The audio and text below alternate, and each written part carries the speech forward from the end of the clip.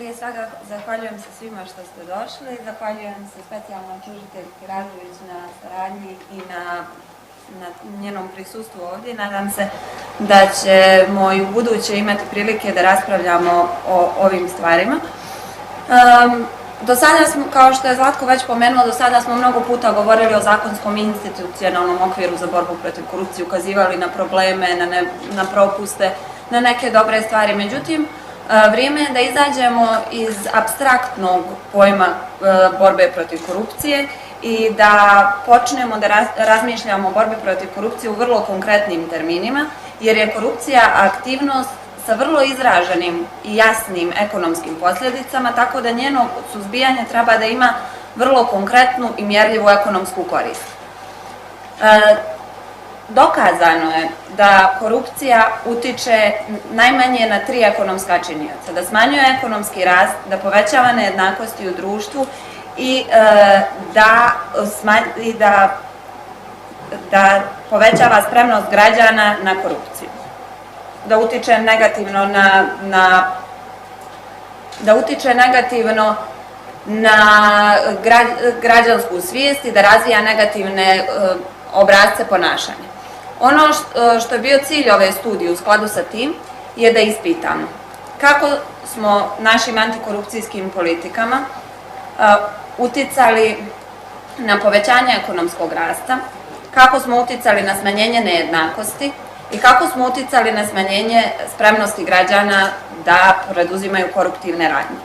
Za svrhe ove studije ispitivan je jedan krug antikorupcijskih institucija. To su na prvom mjestu Agencija za borbu protiv korupcije, Specijalno državno tužilaštvo, Državna revizorska institucija u 2016.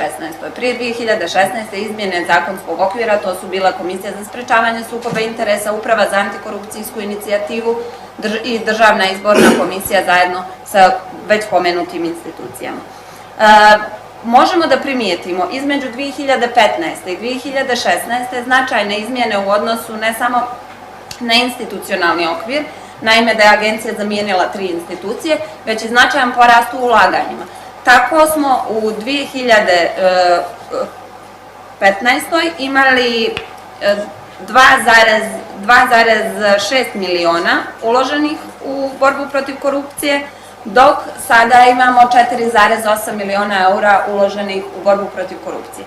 Sem toga, u ovom periodu su izvršene neke značajne zakonske izmjene, pa su proširene i nadležnosti agencije, proširen je broj prekršajnih sankcija, povećan je broj prekršajnih sankcija, a uveden je institut oduzimanja imovinske koristi koja je stečena krivičnim dijelom u proširenom obimu, što znači da je uveden obrnuti teret dokazivanja. Svaka imovina lica osumnjičenog za određena, nabrojana u krivičnom zakoniku koruptivna djela se može oduzeti ukoliko to lice ne učini vjerovatnim da nije zaradilo ili steklo ovu imovinu na legalan način. Na strani rezultata u 2015. kao što je Zlatko već pomenuo, imamo Komisiju za sprečavanje sukoba interesa koja je naplatila nešto preko 50.000 eura kazni. Obzirom da je njihov budžet za ovu godinu bio 285.553 eura, to znači da je njihov povratna vrijednost njihovih aktivnosti bila 17,2% od ulaganja.